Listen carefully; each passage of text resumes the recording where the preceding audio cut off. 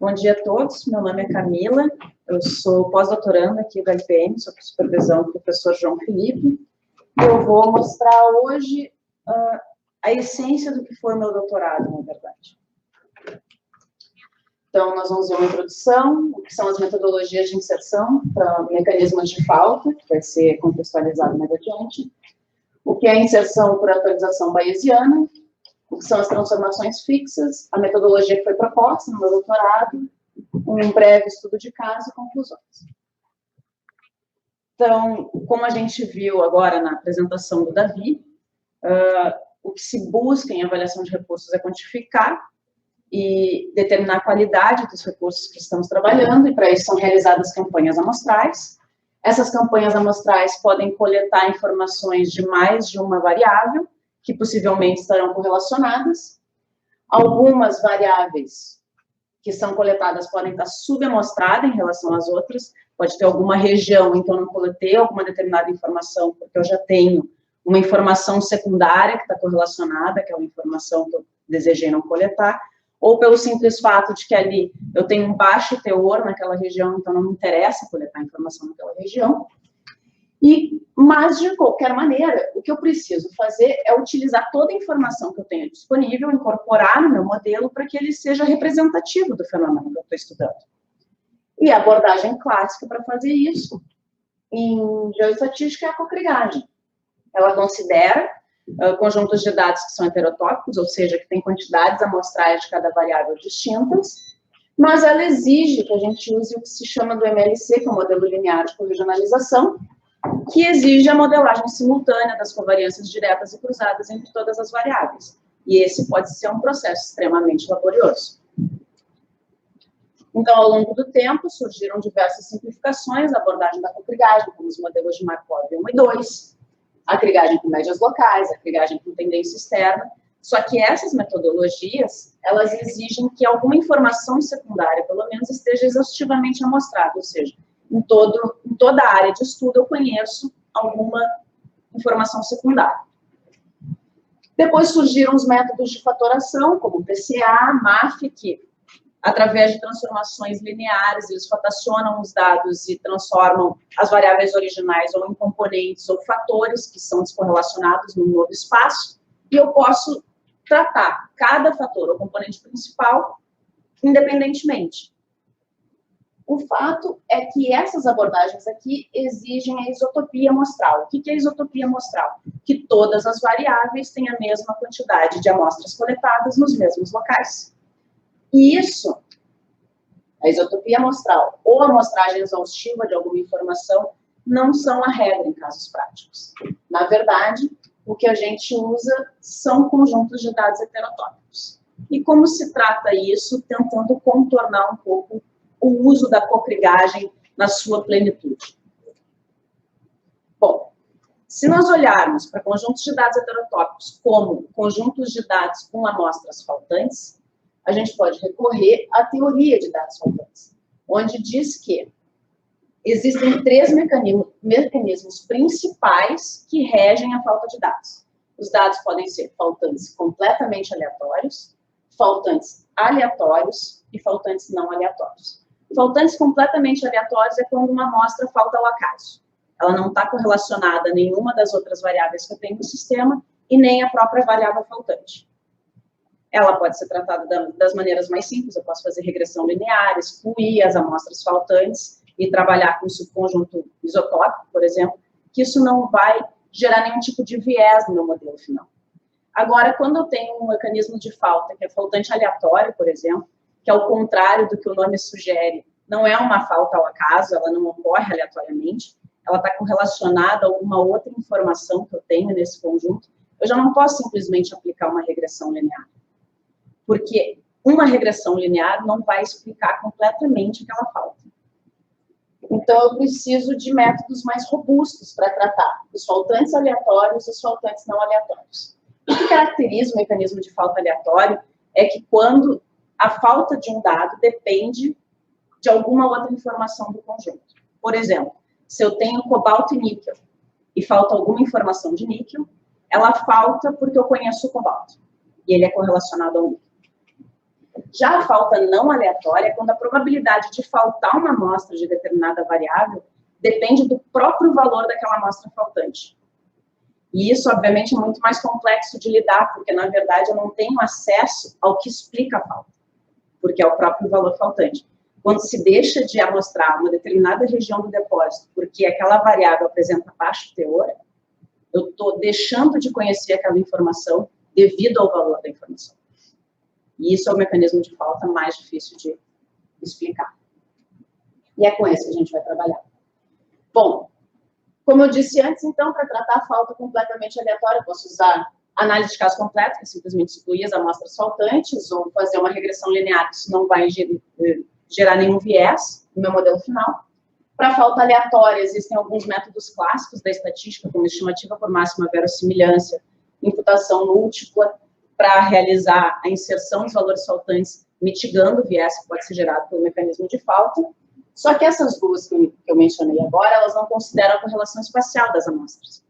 E aí, em Alberta, foi desenvolvido um método que é chamado de atualização bayesiana, que realiza, em essência, uma inserção múltipla, que é um método estatístico clássico, mas considerando a correlação espacial entre amostras.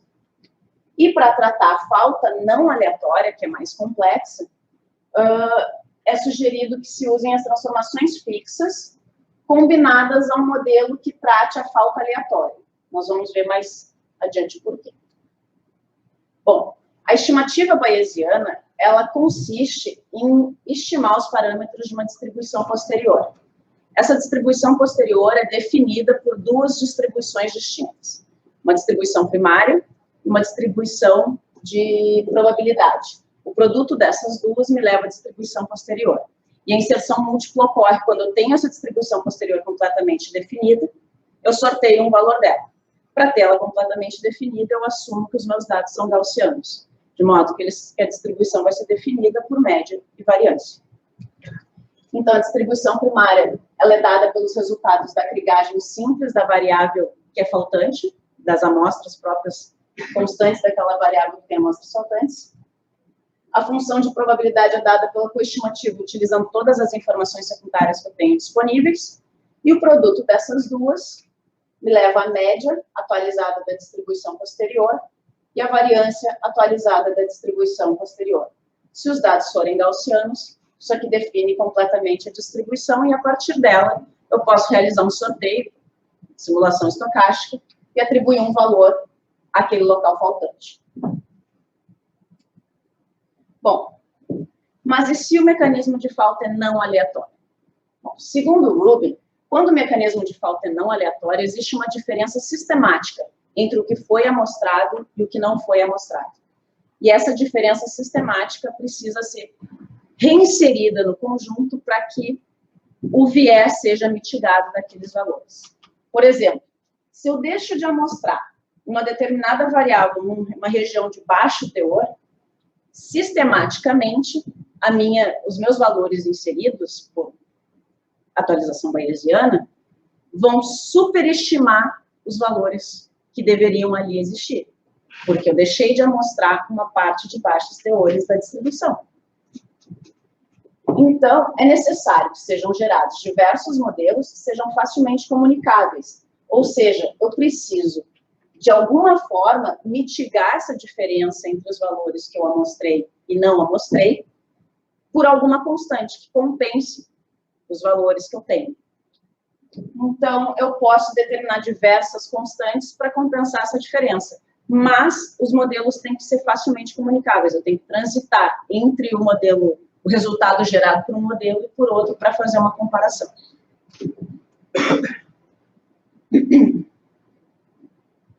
Então, Rubin, quando propôs essas transformações fixas para mitigar essa diferença sistemática, ele propôs que os valores inseridos fossem corrigidos por em torno de 20% do valor. Ou seja, se eu tenho um valor faltante numa região do teor inferior da distribuição, eu vou compensar o valor inserido diminuindo dele 20%, porque eu sei que ele deveria ser mais baixo do que ele foi de fato inserido ali. Já Cohen dizia que essa correção devia ser proporcional ao desvio padrão do cenário completo, o cenário inserido gerado, né? E o que é proposto nesse trabalho é que o valor seja corrigido pelo erro máximo obtido da inserção, ou seja, uma abordagem mais conservadora. Então, a transformação fixa é aplicada de acordo com essas equações. Se eu tenho um valor inserido, o valor corrigido vai ser o valor inserido, mais aquele valor vezes o erro máximo de inserção.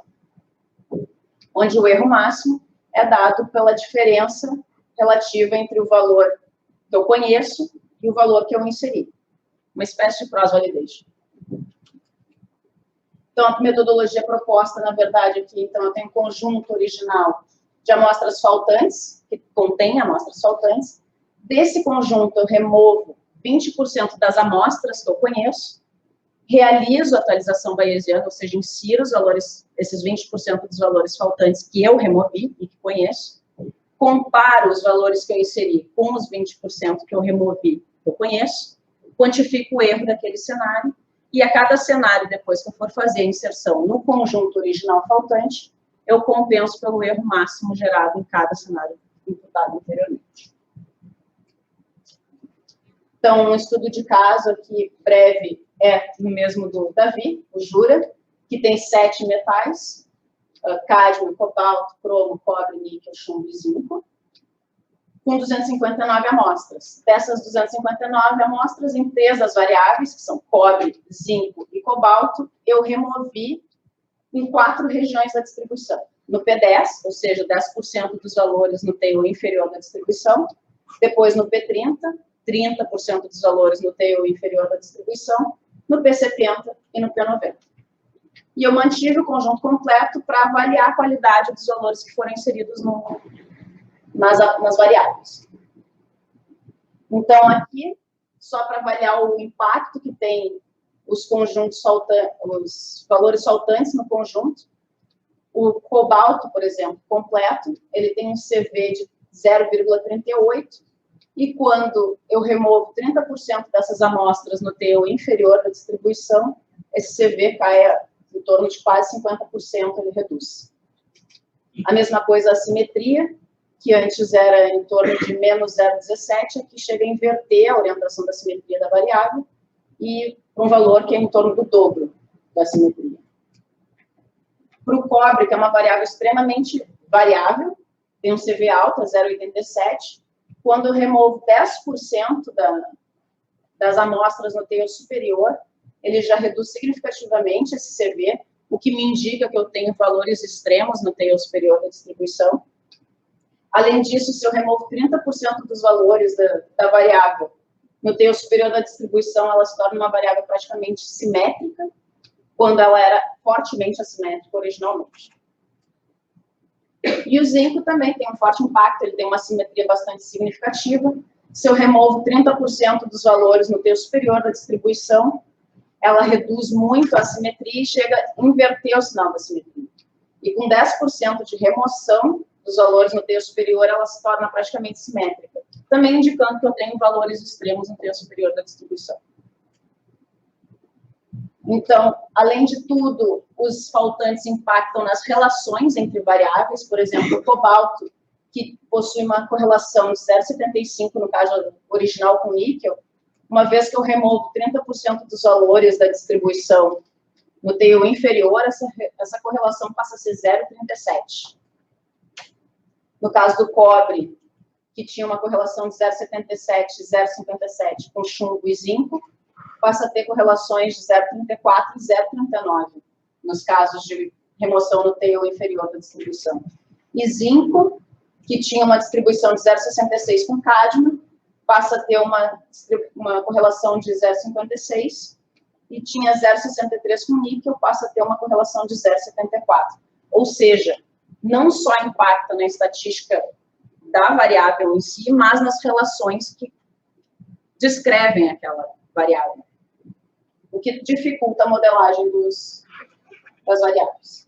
Então, foram realizados 12 processos de imputação ou inserção de dados, P10, P30, P70 e P90, para cada variável faltante, separadamente, onde falta no P10 não está faltando no P30, por exemplo, não são casos simultâneos, e cada variável foi inserida utilizando somente a variável que manteve a maior correlação com ela.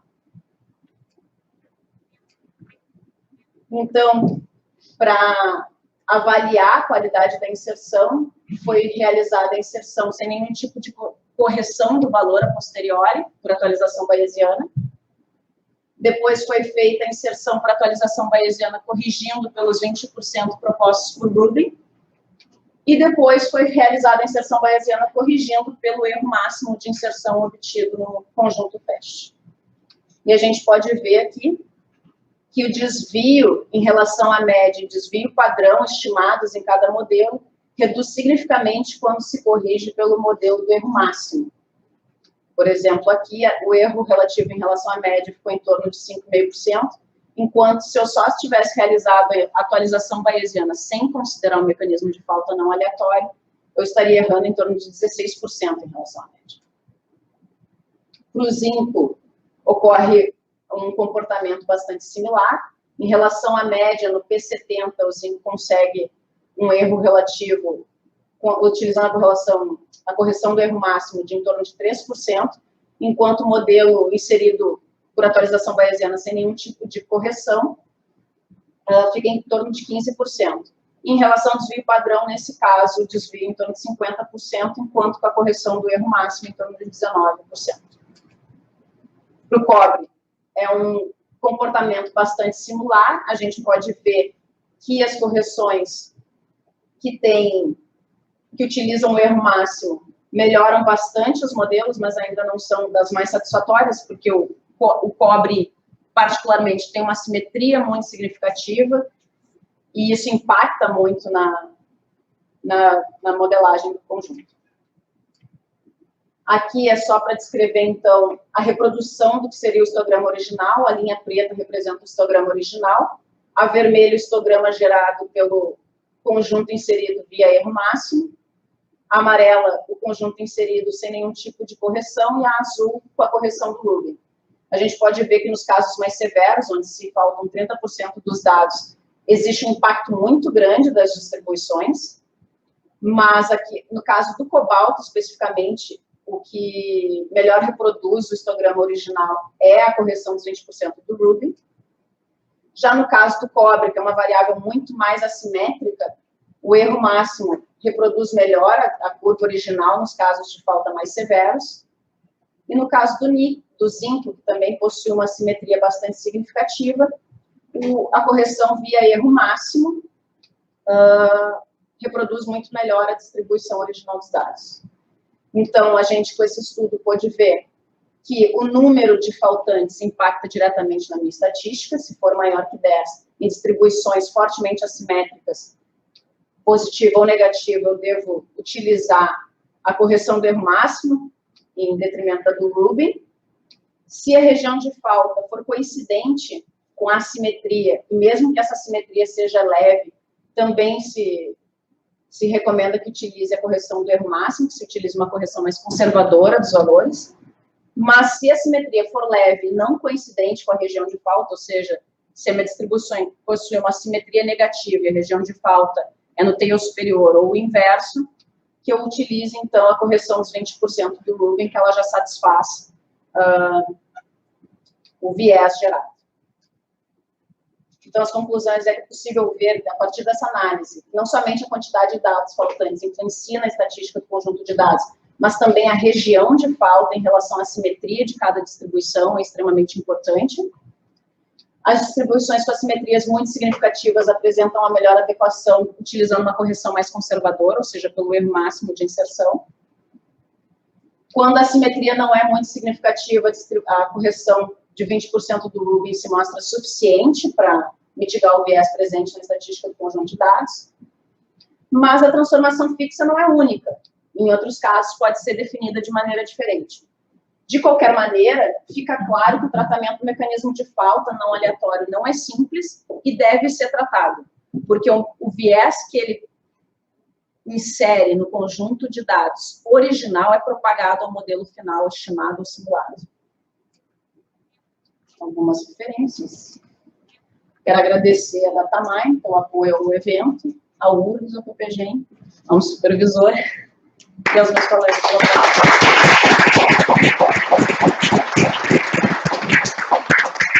Obrigado, Camila. Declaro aberta agora a sessão de perguntas. Lembrando que as perguntas também podem ser feitas via chat. Diga, Rô. Uma pergunta, Camila. Tem algum limite, entre aspas, seguro para imputar dados? Por quantidade de dados que eu imputo? Se tu vai imputar praticamente todo um conjunto, tu vai estar condenado, né? Porque, na verdade, tu tem uma banda de incerteza em relação a esses dados. É como se tu estivesse fazendo uma simulação pontual. Eu trabalhei com o E-Type. O Clayton advoga que tu deveria trabalhar com todos os cenários imputados gerados. Então, quanto mais informação tu imputar, mais incerteza tu vai ter associado ao teu modelo. Acho que é uma boa pergunta.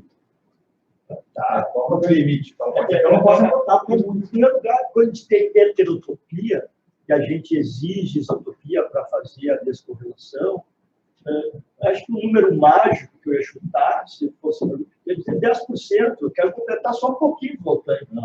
Porque se eu tiver que completar um monte, como a Camila disse, 50% dos dados estão faltantes da segunda variável, eu praticamente estou criando um banco de dados artificial. Exatamente, já não é mais informação. Bom, mas aí tem consequências. Eu acho que vale a pena, Camila, investigar por essa linha. Se eu estou aumentando o número de faltantes, eu vou imputar mais dados e vou propagar mais erros no meu modelo. Então, eu acho que depende do conceito de variação da variável faltante. Se é uma variável faltante muito errática, ela não vai aceitar muito faltante. Quando eu estava fazendo o estudo de caso da tese, eu fiz a análise para vários cenários de falta. 10, 20, 30, 40, até 50%. 50% para mim foi um número mágico, porque eu entendo que se tu tem metade só das informações que tu teria de outras, tu já tem pouquíssima informação. Sim. E isso vai influenciar o teu modelo. E, às vezes, elas geram um viés tão grande no teu conjunto que tu não consegue simplesmente mitigar aquele viés, mesmo que tu insira os valores da maneira mais correta possível, tu não vai conseguir corrigir aquela falta. Mas, entre 10 e 20, os resultados eram muito similares. 20% de dados faltantes não impacta tanto. A partir dos 30, a assimetria da distribuição começa a ter um peso muito maior em relação à falta. Quanto mais assimétrica a tua distribuição, mais os faltantes vão fazer falta. Entendeu? Então, também depende do tipo de distribuição. E aonde é que está faltando. Isso é muito importante. Porque, por exemplo, o Walker Lake, que é um conjunto de dados que tem uma amostragem preferencial, ela impacta já por si, só por ser uma amostragem preferencial na variabilidade dos dados. E é o tipo de informação que é muito difícil de corrigir posterior. Então, o tipo de estratégia amostral impacta muito também. Não só o fato de faltar. Porque faltar mais distribuído, tu consegue ter uma população mais descritiva. Agora, quando falta em regiões específicas, tu não tem uma descrição completa dos dados. Tu tem de uma parte da distribuição dos dados. Obrigado.